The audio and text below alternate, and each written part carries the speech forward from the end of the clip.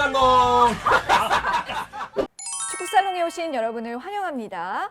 저희가 정말 오랜만에 이 3명 완전체로 이 스튜디오에 모이게 됐는데 정말 새록새록 감회가 새롭네요. 우리 방송의 타이틀을 한번 바꿔볼 고민을 해야 되지 않느냐. 강지연, 소준일 땡땡땡의 그렇지. 예, 누군가. 뭐 이제 좀 누군가 대체자가 나타나겠죠. 예. 아니, 뭐 그런 생각이 듭니다. 너무 저기 아니하신 거 아닙니까? 지금 본인이 이 자리 뭐 맡아놨다 생각하시는 거예요? 제가 봤을 때 제가 빠지면 축구살롱이 아니라 그냥 축구입니다. 네. 지난주에 안 봤지? 지난주에 봤는데 축구 얘기 많이 하시더라고요. 축구. 네, 강지연, 소준일의 축구 얘기 많이 하시더라고요. 내가 보다 재미없어서 껐대요. 아 진짜? 아니 나는 아예 안 볼 줄 알았어. 이거는 진짜 모함이고 저 인정. 되게 재밌게 잘 봤고요. 이게 또 제가 빠졌을 때 이제 다른 분이 들어오시면 또 새로운 케미가 이렇게 또 발생할 수가 있다. 라고 생각을 해서 제가 개인적으로 좀 위기감을 많이 느끼는 한 주가 아니었나 싶습니다. 네, 입에 침이나 바르고 위기감을 아니 논하세요. 나는 위기감이, 네. 뭐 이런 위기감보다 여기에 위기감 좀 더 느껴야 될 것 같아. 아, 왜, 예. 왜 이렇게 후덕해져서 왔어요? 사주 밥이 굉장히 맛있습니다. 무엇이었습니까? 네, 그 훈련이 진행되는 와중에 저는 공을 줄수록 굉장히 빨리 뛰어다녀야 됩니다. 어. 네, 그 공이 또 다 협회 자산이기 때문에 제가 굉장히 또 바쁜 훈련 시간을 보냈죠. 예, 어떻게 생각하세요? 그런 만큼 여기가 굉장히 좀 두툼해졌어요. 약간 그 동물의 왕국 이런 거 보면 펠리컨들이 뭐 먹으면 여기가 약간 늘어나잖아. 좀 약간 늘어났어 보니까. 네, 좀만 기다리세요. 금방 빠지세요. 네, 소준일의 골 때리는 이슈부터 들어가 볼까요? 예, 오늘 이슈 2개를 준비를 했는데요. 네. 그 중에 첫 번째가 사실 뭐 다들 알고 있지 않습니까? 황덕연이 어디를 갔다 왔는지. 예. 국가대표팀과 올림픽 대표팀의 스페셜 매치가 있었는데 그거에 대한 자세한 이야기는 또 황덕연에게 제가 넘기도록 하겠습니다. 네, 생생한 이야기를 아니, 들었기 때문에. 그럼 골대는 이슈 결국 하나 준비한 거 아닙니까? 그걸 하나의 그냥 원기옥을 모은 거야. 아, 네, 네. 그래, 하나의 원기옥을 아니, 근데 모았다고. 저는 전혀 동의하지 않았는데 왜 저한테 다 넘기시죠? 어차피 네가 할 거야. 뭐 네. 이렇게 됩니다. 예, 황덕연 씨가 국가대표팀과 올림픽 대표팀의 경기를 또 현장에서 봤기 때문에 또 관중석에서 파카 입고 봤대요. 또 그래서 그렇죠. 예, 그 경기는 제가 또 맡기도록 하고 두 번째 이슈 바로 넘어가도록 하겠습니다. 네. 사실 저희 방송도 K리그 1 위주로 좀 다루고 있다 보니까 K리그 2에 대한 조명도가 뭐 우리도 그렇고 다른 언론들도 그렇고 약간 좀 떨어지는 게 사실이긴 합니다. 맞아요. 그런데 K리그 2 역시 올 시즌 말미를 향해서 열심히 달려가고 있고 K리그 1만큼이나 엄청나게 치열한 혹은 K리그 1보다도 더 치열한 우승 경쟁이 펼쳐지고 있는데 역시 수원FC와 제주 유나이티드의 그 우승 경쟁이 정말 안개 속이다 뭐 이렇게 얘기를 해야 될 것 같습니다. 지난 라운드에 수원FC가 대전에게 1대0으로 승리를 거뒀고 또 반면 제주는 홈에서 최하위였던 안산에게 졸전 끝에 1대1 무승부를 거두게 되면서 네. 두 팀의 승점이 똑같아졌습니다. 두 팀 모두 23전 승점 48점으로 똑같아졌는데 역시 K리그 1도 그렇고 K리그 2도 그렇고 승점이 같을 때는 다득점이 우선이죠. 그렇죠. 그렇기 때문에 수원FC가 제주보다 2골이 더 많습니다. 2골이 더 많아서 현재 1위에 등극을 해 있는 상황인데요. 네. 이제 남은 경기는 팀당 4경기입니다. 딱 4경기가 남아 있는데 이 중에서 다다음 라운드죠. 25라운드가 바로 수원FC와 제주 유나이티드의 맞대결입니다. K리그 1으로 치자면 전북 울산전 같은. 딱 그거죠. 예, 그런 경기가 하나 남아있기 때문에 두 팀 모두 이 경기에 완전히 사활을 걸어야 하는 그런 상황입니다. 우승을 하는 팀은 바로 K리그 1으로 올라올 수 있죠. 하지만 한 팀이 더 올라올 수 있습니다. 두 팀이 총. 두 팀이 올라오는 거죠. 와. 그러면 나머지 한 팀은 어떻게 올라오느냐? 뭐 다들 알고 계시겠지만은 플레이오프를 통해서 올라오게 네, 되죠. 네. 그 플레이오프 진출권은 2위부터 4위까지 이렇게 주어지게 되는데 4위와 3위가 맞붙고 또 그 경기에서 승자가 2위와 맞붙어서 승리를 거두는 팀이 올라오게 되고 그리고 90분 단판 경기입니다. 단판 경기인데 연장전이 없습니다. 만약에 무승부로 끝이 나게 될 경우에는 정규리그에서 순위가 조금 더 높았던 팀이 자동적으로 승리를 하게 되는 그런 시스템으로 진행이 되게 되거든요. 당초에는 사실 대전이 앞서서 말씀드렸던 수원FC라든지 제주 유나이티드와 함께 우승 경쟁을 펼치던 팀이었는데 네. 뭐 저희가 축구 살롱에서 한번 다뤘었죠. 시즌 도중에 황선홍 감독이 물러나는 상황이 벌어지면서 감독 교체로 인한 뭔가 좀 약간의 잡음이 있었고 그때를 기점으로 해서 좀 팀이 떨어지는 하얀 곡선을 그리고 네. 있습니다. 사실 대전 시즌 초만 해도 참 투자도 많이 하고 기대가 컸었는데 한 말이에요. 200억 가까이를 썼다라고 얘기를 그러니까요. 하죠. 그런데 현재 순위는 5위까지 떨어져 있습니다. 한때 3위를 그래도 좀 안정적으로 차지하지 않을까라는 생각을 했지만 경남과 서울 이랜드가 엄청나게 올라오면서 각각 3위와 4위에 마크가 돼 있고 전남 역시 꾸준히 승점을 쌓아 올리면서 3위하고 6위가 굉장히 좀 빡빡하게 붙어 있습니다. 네. 3위 같은 경우가 승점이 34점 그리고 4위부터 6위까지가 승점이 33점으로 똑같습니다. 그러니까 네 팀이 승점 한 점 차이로 다닥다닥 다 붙어 있는 건데 오. 다득점에서 경남이 34골 그러니까 34골, 예. 대전이 31골 그리고 전남이 25골로 순위가 이렇게 각각 갈려 있습니다. 4위 네. 경남, 5위 대전 그리고 6위 전남 이렇게 순위가 돼 있는데 결국은 이렇다는 것은 다득점에서 순위가 갈릴 가능성이 굉장히 또 높아졌다. 그렇네요. 이렇게 얘기를 해야 되겠죠. 당장 다음 라운드에 경남과 제주라든지 수원FC와 전남 뭐 이런 굉장히 중요한 경기들도 남아 있고 지난 라운드에 안산이 무려 제주를 상대로 보여줬던 것처럼 의외의 결과가 또 나올 수가 있습니다. 하위권 팀이라고 해서 안심했다가는 또 이 팀들에게 발목이 잡히면서 승점 드랍이 생기는 경우가 또 발생을 할 수 있으니까 예. 하위권 팀들이 남은 향후 일정에 또 의외의 킹메이커가 될 수 있다는 것이 또 관전 포인트가 되겠습니다. 네. 지금 아주 자세하게 그 K리그 2의 그 순위 상황을 설명을 해주셨는데 저는 또 한 가지 그 인상 깊은 게 서울 이랜드가 네. 창단 이후로 그동안 매해 좀 부진한 모습을 보여서 안타까웠었는데 올해는 많이 올라왔군요. 정정용 감독으로 바뀌고 나서 팀이 좀 일신을 했죠. 자기가 아무래도 U20 대표팀에서 지도를 해봤던 선수들을 많이 영입을 하면서 이 선수들을 위주로 뭐 후방 수비 라인부터 뭐 예를 들어서 김태현 선수라든지 이상민 선수 이런 선수들을 중용을 하면서 자신이 하고자 하는 축구를 만들어 나갔고 역시 올 시즌 내내 좀 화제가 됐던 것이 정정용 감독이 정말 변화무쌍한 그런 전술을 사용을 하면서 상대방이 자신이 어떤 포메이션으로 나올지 예측을 하지 못하게끔 하는 그런 모습들이 있었거든요. 결국은 최하위에 있었던 팀이 지난 시즌 최하위였던 팀이 네. 올 시즌에 아직까지 뭐 시즌이 끝나진 않았습니다만 시즌 말미로 가고 있는 상황에서 플레이오프를 노려볼 수 있는 위치까지 올라왔다는 것.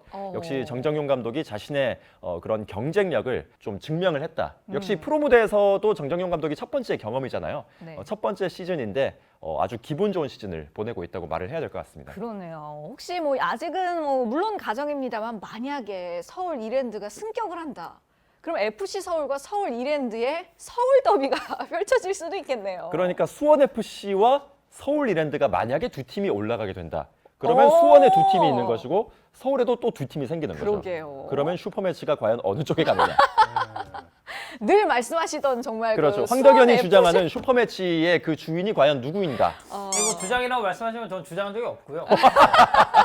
이제 뭐 그럴 수도 있다라는 가능성을 이제 말씀드린 거죠. 우리 저기 편집자 제작진 여러분들 그 과거는 거의 묻지 마라 같은 태도인데 이거 다 있어요. 찾아보면 다 자료하면 있습니다. 다 있습니다. 다 있습니다. 저는 They ask you how you are, 팬들이 you 그렇게 just 좀 say that you're fine 힘들다고 when you're 생각이 not really 없습니다. fine. 그런 얘기 한 적이 없고요. 딱 여기서 끝내주시면 깔끔하지 않을까라는 생각이 좀 드네요. 예, 제안하신 대로 여기서 깔끔하게 그렇다면 끝내도록 하겠습니다. 서준일 캐스터와 함께 K리그 2의 치열한 우승 승격 경쟁 상황 자세하게 짚어봤습니다. 자, 그리고 다음 순서로 넘어가 보도록 하겠습니다. 저희는 이 코너를 정말 그 손꼽아 기다렸어요. 왜 기다리죠? 그 팀 벤투 대 팀 김학범, 그 역사적인 그 매치의 현장에 바로 계시지 않았습니까? 자, 그래서 빨리 이제 좀 이야기 보따리 좀 풀어보세요. 얼마나 기다렸는데. 일단은 스페셜 매치가 1승 1무로 끝났습니다. 생각보다 이제 올림픽 대표팀이 선전을 했었던 스페셜 매치라고 저는 개인적으로는 생각을 합니다. 그리고 양 팀의 선수단이 같은 곳을 바라보면서 애국가를 이제 또 부를 때 이게 또 이렇게 국민 의례를 하는 모습이 굉장히 좀 뭉클했고요. 경기적인 얘기를 이제 조금 해보자면 저 1차전 전반전 같은 경우는 제가 그냥 느낀 점만 말씀드릴게요. 뭐 분석보다는 그게 조금 더 나아요. 아니요, 전문적인 분석을 해주세요. 네. 일단 1차전 무승부가 나왔는데 아무래도 두 팀 다 굉장히 좋은 팀이다 보니까 네. 준비 안 했어 보니까. 아니, 그러니까 이게 말하면서 생각하는 거야. 자, 자, 선생님들. 우리가 좀 대화를 나누고 있을까요? 한 예. 30초 정도 정리를 할 시간을 네. 주자. 자, 우리가. 선생님들 원래 오늘 이거는 저의 약간 소회로 얘기를 하기로 지금 돼 있는 거 아니었습니까? 저는 왜 갑자기 이런 식으로? 전 분명히 카톡으로 분석 준비해 오시라고 말했는데. 제가 느꼈던 건 뭐냐면 올림픽 대표팀 선수들이 너무 좀 쫄아 있지 않았나 개인적인 생각으로. 쫄아있다고? 네, 막 나오는구나 이제. 네. 아니 그러니까 위축돼 있지 약간 않았나. 그렇죠. 위축돼 있었다, 작아져 있었다. 자 이런 단어 선택 제가 없으면 이게 축구 살롱이 아니라 축구라고 말하는 이유가 바로 여기에 있습니다.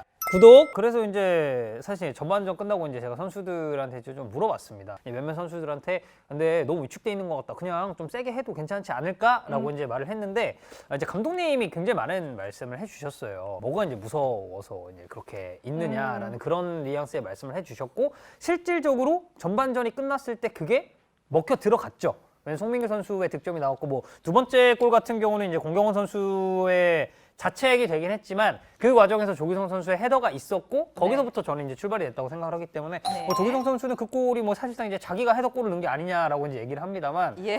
그 부분은 자책골로 이제 얘기가 됐고요. 그래서 저는 개인적으로 1차전이 끝났을 때는 이게 2차전에도 잘하면 올림픽 대표팀이 조금 더 좋은 경기라고 보여줄 수 있겠다라고 생각을 했는데 그때부터 A 대표팀의 저는 분위기가 조금 심상치 않았다고 봅니다. 왜냐면 느껴졌어요. 그러니까 저는 솔직히 말하면 올림픽 대표팀이 좀 더 우세할 거라고 생각을 했었어요. 왜냐면 이 팀은 정말 오래전부터 호흡을 계속 맞춰온 팀입니다. 그건 그리고 그렇지. 이번 소집 때도 챔피언십 갔다 온 선수들이 상당수 포함이 돼 있었고 그 이전에 2019년 3월부터 계속 소집된 선수들이 있어요. 그러니까 이 선수들은 거의 뭐 클럽팀 수준은 아니지만 그에 준하는 조직력을 갖추고 있는 팀인데 네. 벤투 감독이 이끄는 A 대표팀 같은 경우는 멤버 구성 변화가 굉장히 큽니다. 왜냐하면 예. 해외파가 주축이 되고 있었는데 그 그렇죠. 해외파가 상당 부분 빠졌고 이 K리거들을 중심으로 대표팀을 꾸리다 보니까 어쩔 수 없이 저는 전력상에 좀 누수도 발생을 했다고 보는데 특히 제가 이제 인상 깊게 봤었던 거는 손준호 선수 그리고 주세동 선수가 주로 있었던 중원. 저는 중원에서의 패스웍이 역시 A 대표팀이구나라는 느낌을 굉장히 많이 받았습니다. 네. 그러니까 사실 올림픽 대표팀 같은 경우는